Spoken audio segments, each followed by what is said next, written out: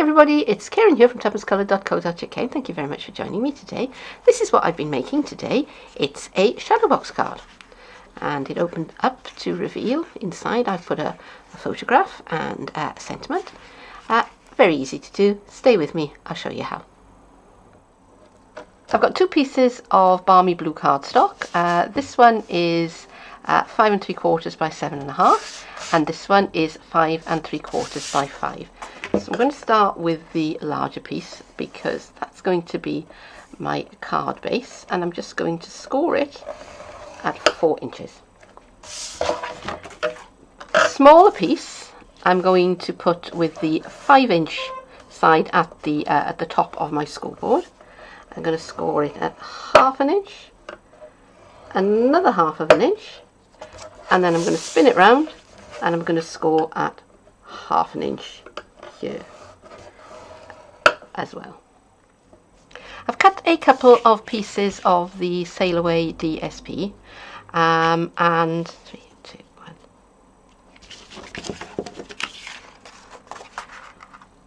I've cut 2 pieces of the Sail Away DSP. This one is going to go onto the front of my card, and it is 3 3/4 by 5.5, and this one is going to go on the inside, and it is 3 1/4 by 5.5. I think that's right. Let me just check that. Don't want to tell you wrong. Yep, 3 1/4 by 5.5. All right.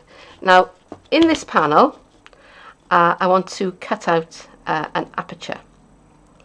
But I also want to texture this piece. I want to run it through with my Subtles embossing folder, and I can either stick it to the card now and run the whole thing through, in which case I will texture all of these bits as well, which I don't think I want to do. I want to keep the back, the base card, I want to keep that smooth.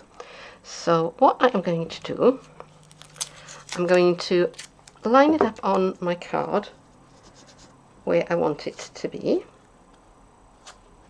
and I've got some low tack tape here. I'm just going to fold those pieces underneath out of the way so that they don't confuse me, because it's easily done. And I'm trying to line this up as straight as I possibly can, so that doesn't look too bad. Just tacking that in place with some low tack tape, and I've kind of defuzzed the tape on my jumper here.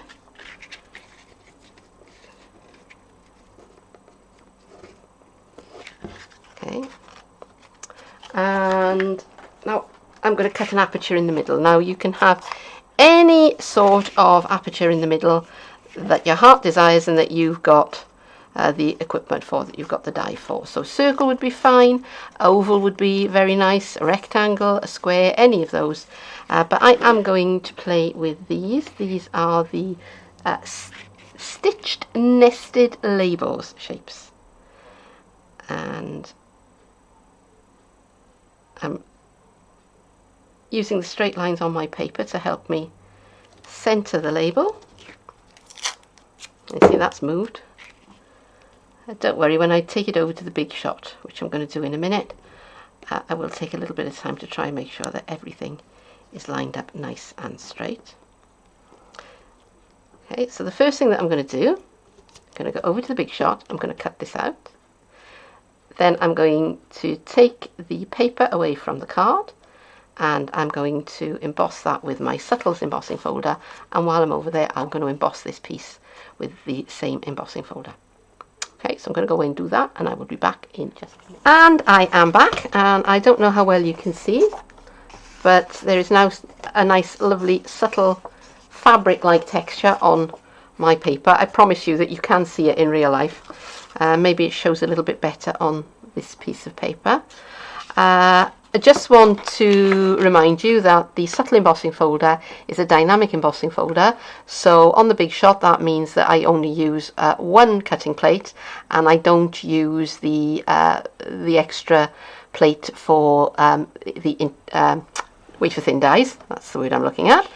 If you use a machine other than a big shot, then you need to check the instructions that come with your machine, because if you run this through as an ordinary embossing folder with 2 cutting plates, you will break your machine. Okay. And the other thing that I want to talk about is, even though this is low tack tape, because of the pressure that the Big Shot puts on the machine, it does tend to stick to the paper a bit more than I want it to. So you can either take your heat gun and warm it up and soften the adhesive that way, or you can do what I do, which is use some lighter fluid, which you can get cheap as chips. I think in the USA you can get a product called Undo. We can't get that over here, but we don't need it because you can use lighter fluid. Okay, and although that looks very wet and very stained right now, it will, when it dries, there won't be a mark there. So I can keep this for another project. I'm just going to put my dies back on their magnet sheet, and I can start work on my card. So I'm going to start by putting this onto my, this is going to be the inside piece. So this is the piece that's got the 3 score lines on it. Okay, and now I can line that up with the aperture. As you can see, it has kind of moved a bit. That's because the embossing folder has kind of taken up some of the width of the card. But that's okay, because it gives me a very skinny, very thin little border to my aperture, which I like very much indeed. Right, and I'm going to use tape for the next bit. I know, tape. When does she ever use tape? Hardly ever is the answer. And I'm going to put a piece of tape along this edge. Okay, so it's on the same side as my paper, and also on the same side of my paper I'm going to put another piece of tape.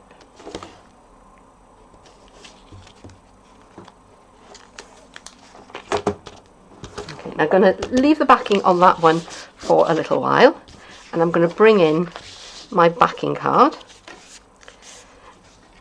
I've folded that edge under,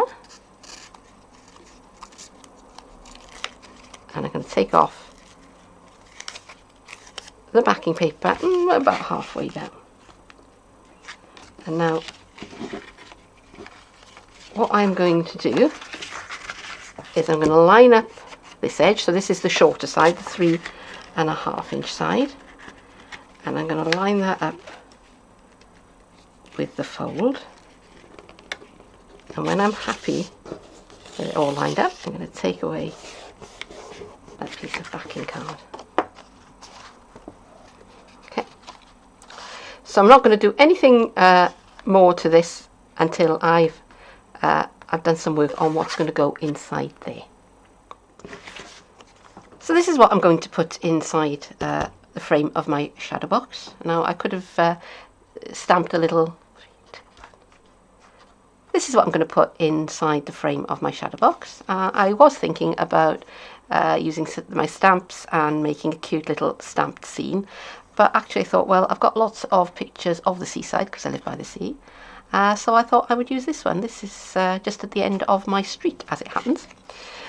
So I've got tape on the back. I want to use a dry adhesive because I printed this out with my inkjet printer, and I would be afraid that if I got it too wet with a liquid adhesive, then the ink might start to do funny things. So I am lining this up. And I've trimmed it down to be just under 3.5 inches by just under 5.5, so that it fits inside quite snugly. And same trick again, just keeping most of the paper on the adhesive tape until I'm ready to take it away, and now I can take away the tape on this piece. I'm not going to take away the tape, I'm going to take the backing paper off the tape. That's what I meant. That's what you meant, wasn't it, Keren? Yes, yes it was. Okay, and now I just fold that over to close the card. And now when I open up my card,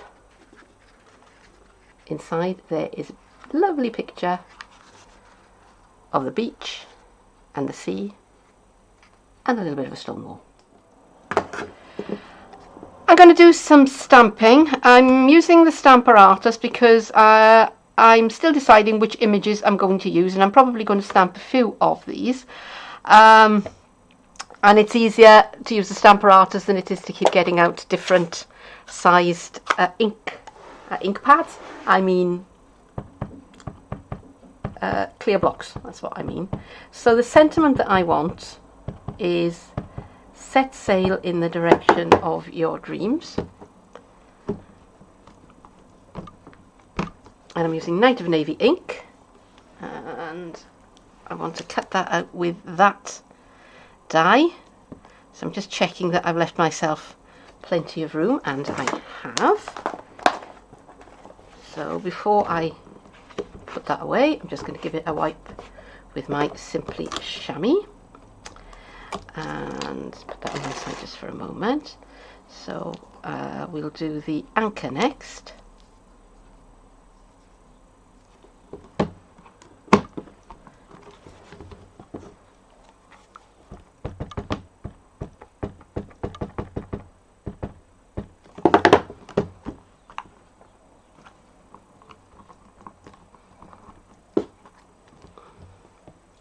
And look at the detail on that, that's lovely. Okay, so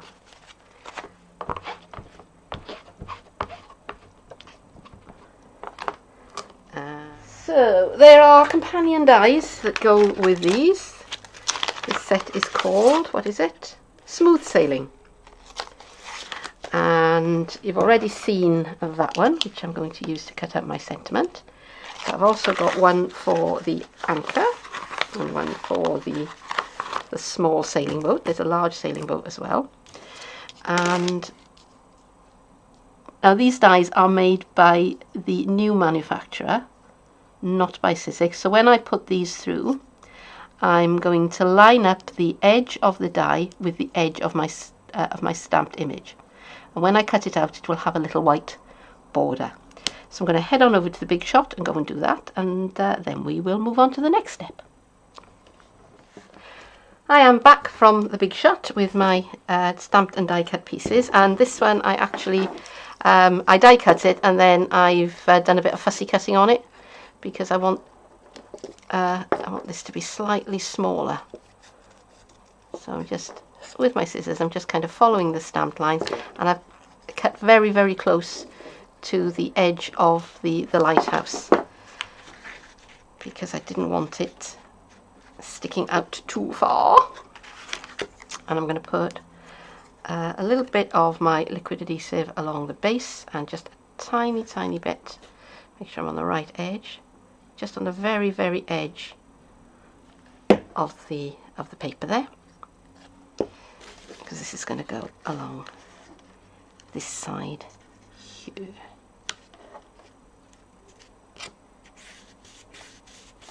Just like that, just to give things a little bit, make things a little bit interesting. And I've got some other pieces. This one is, there's no stamping on this one. This one's just straight die cut out of a piece of crumb cake.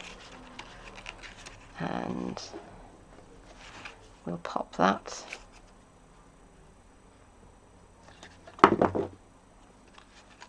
just along that bottom edge there. Come on, stick down. You know you want to. There you go. And I'm making sure that I don't get any glue on the inside of this where it's going to touch the photo. And one more piece. Shall we have the anchor as well? Why not?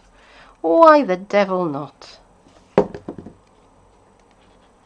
Same thing again, and again I'm keeping the adhesive over to the side that's not going to be overhanging the photo. So I'm going to cut a piece of the white flax ribbon that's just a little bit longer than my card front,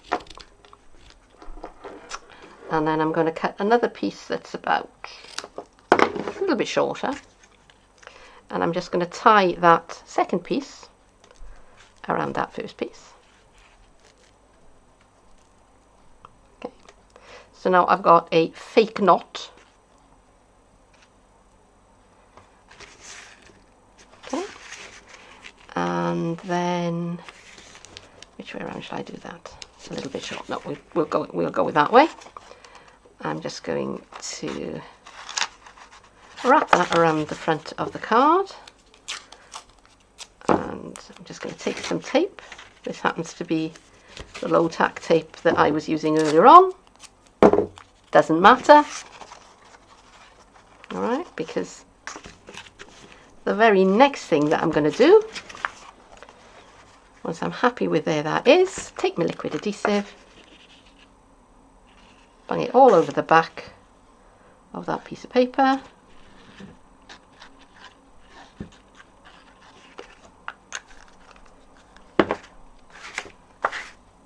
and just pop that onto my card front. Thusly. Right, I'm just going to take my scissors and I'm going to snip in between the threads of the white flax ribbon. Because if I do that, there we go, I can kind of pull it apart and I can make it look all nice and frayed. It's a little bit too neat and tidy for me at the moment. I want it a little bit more weathered than that, I think.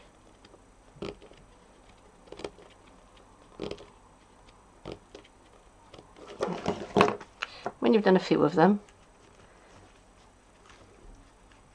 just pull it out, just tease it out. And if you're wondering whether it would have been easier to do that before I tied the knot in it, trust me, no it's not. Because it starts to unravel itself in places where you don't want it to unravel. And yeah, I've already thrown one away.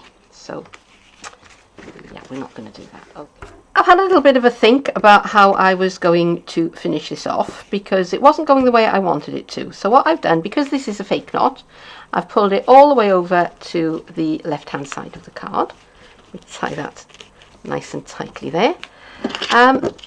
This is the piece that I cut out of the middle, and because these dies have got stitching on both the positive and the negative piece, so it's got stitching there and it's got stitching there, it's a nice pretty piece, so I decided that I'm going to reuse it.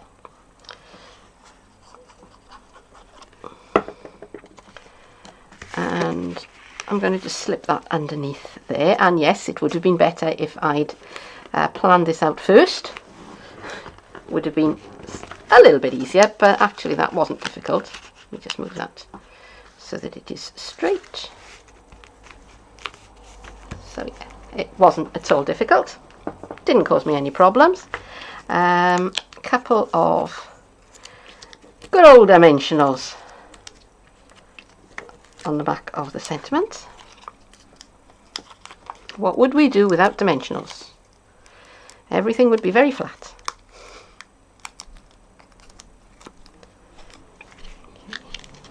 And I'm going to pop that off, kind of just offset to one side. Okay, so that it's kind of sailing out of the card. And I have my little sailing ship here. And we'll give this a couple of dimensionals as well.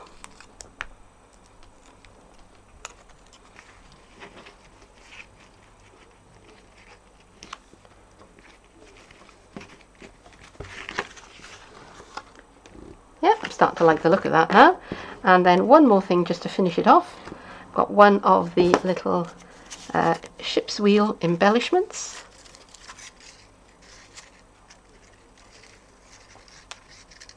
And I'm going to put a couple couple of glue dots on there. And these are nice and light. They are metal, but they're not like super heavy and chunky, and they won't add a great deal of weight to your card. And let's have a look how that is going. I'm just going to put just a little bit of liquid adhesive here, just to kind of control that and make it go in the direction that I sort of want it to.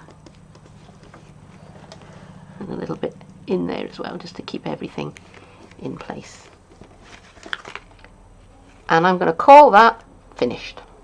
I was going to call it done, and I was going to use this panel on the inside to write a message to my friend saying, you know, something like, oh, do you remember that lovely day that we had at the beach? You know, wasn't it so much fun? But then I remembered that I had these. Now, these are Memories and More cards, and what you get is you get a whole heap of them.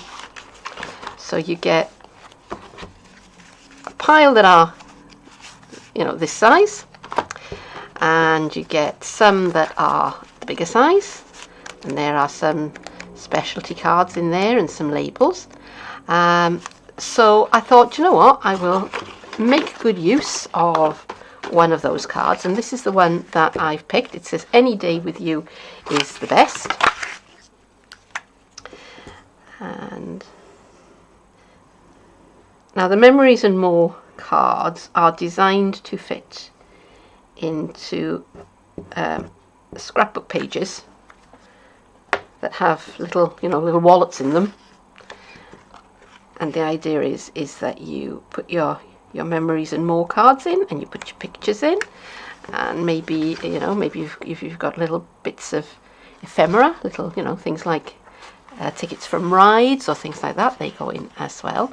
And don't have any with me right at the moment. I will get some out to show you maybe another day. But that is it, and that is finished. So there it is, that is my finished shadow box card, and I do hope that you have enjoyed this video, and if so, please do click that like button, because it really does help me. And if you want to, why not subscribe to my channel, because I'd love you to come back and see me again sometime soon. But for now, thank you very much for joining me, and yeah, do come back and see me sometime soon, won't you? Bye bye.